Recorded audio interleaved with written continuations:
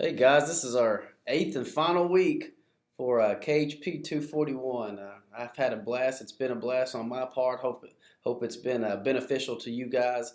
And like I've always said, please use me if you need me. If you need plays, if you need source of any kind of source whatsoever, reference. Use me as a reference, guys. I'd love to help in any way I could. This week, the eighth week here, we're just gonna hit the characteristics of a coach. Those five right there that you see are five that I really hone in on when I coach. I know there's many out there, and obviously I just don't follow these five right here. There's many more that I take to heart, but these five right here are the five dearest to me that I try to display each and every day and each and every season. We're going to start for this week. Your only assignment will be to complete a 3-page paper, double spaced, Times New Roman and 12 font, about characteristics of a coach. I want you to pick, however many characteristics you think you need as a head coach, whether it be 3 or 5 or however many, and I want you to write about you as a coach and write about those characteristics of how that would make you a better coach and overall a better person. First, I'd like to talk about high character. These are probably in the order that I want them to be as well. It's kind of where I try to keep high character. If you're out doing things, or if you're out cursing and things like that during practice and stuff like that all the time, you wouldn't expect your players, to do that. And they might. You have to lead by example on and off the hardwood, on and off the floor right there. And having high character at all times, as eyes are already on you, especially if you're a head coach, assistant coach, you're an image to that college or that high school or that middle school, whoever you all come in contact with, and you are looked as a leader. Okay, you're looked as a leader, so eyes are always on you. Always on you about your character, how you display yourself. So always please have high character, especially at the leadership position. The second thing I have on there is influence. Okay, I've always said leadership is influence, nothing more, nothing less. Okay, I'm gonna say that again. Leadership is influence, nothing more, nothing less. A guy by the name of John C. Maxwell says that a lot in his books, and it's so true. It's so true. With being a leader, if you have little influence with your players, then they just won't follow you. They'll have no respect for what you are trying to teach. But if you actually have a lot of influence, and influence takes time. It gets to that third one right there, connection with your players.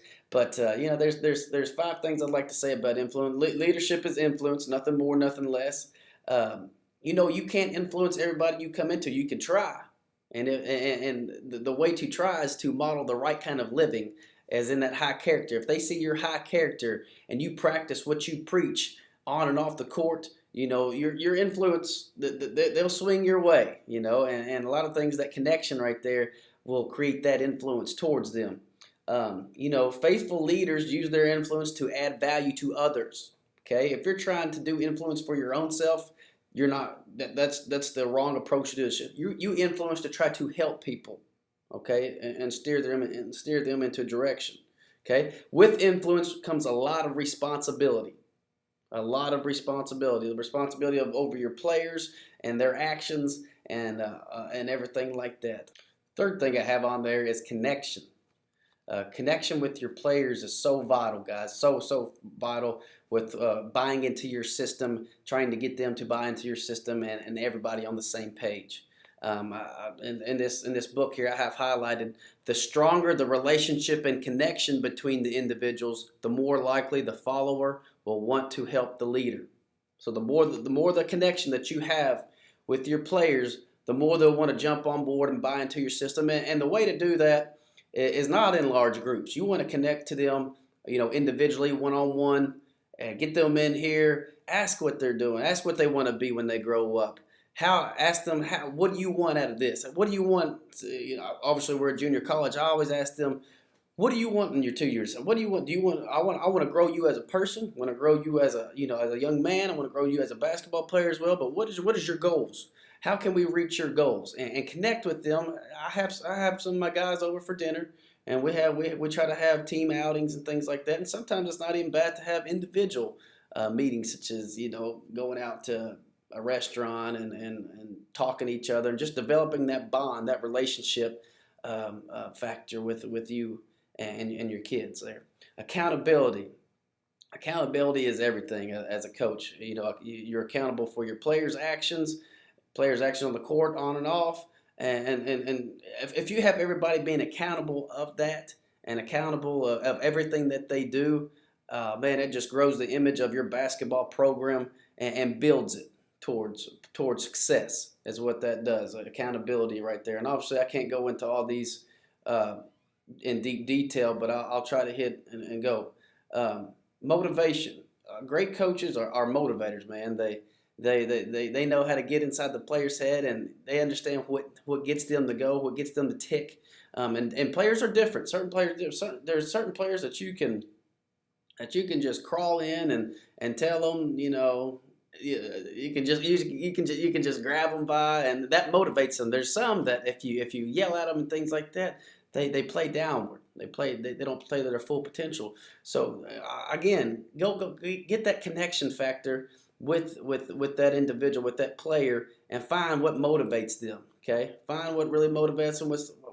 How can you get their best effort, their best play, and then go from that. And then one that I don't have on there is always continue to grow as a leader. Want to learn more about the game. Be a sponge. Learn from other people. And that's one might be one of the best ones right there. Always want to learn, always want to grow more, especially if you have a great friend that's been coaching 30, 40 years, man. Be a sponge, be around them as much as you can, and try to soak that information in and then apply it. Okay, apply it. They've been doing that 30, 40 years for a reason.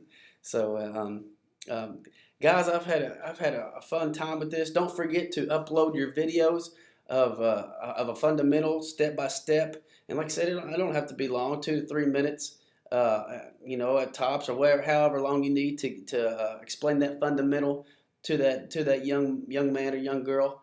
And appreciate you guys taking this class. Like I said, I hope it was beneficial for you guys. Make sure you get that paper turned in by Friday, and hope you have a great rest of your year and everything like that. Thanks, guys.